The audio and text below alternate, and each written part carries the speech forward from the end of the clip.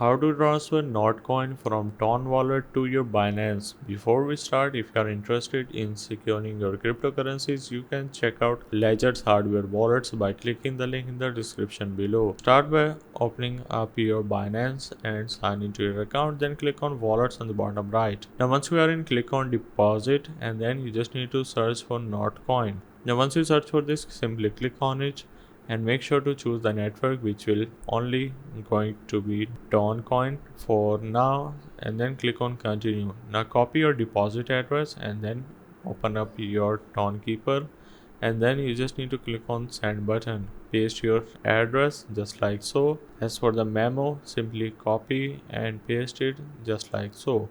Then click on continue and make sure that your Notcoin is selected. In my case, I don't have any available. The other way around is you can simply click on Notcoin and click on send button. So hope this helps. This is how you can transfer Notcoin from Ton wallet to Binance.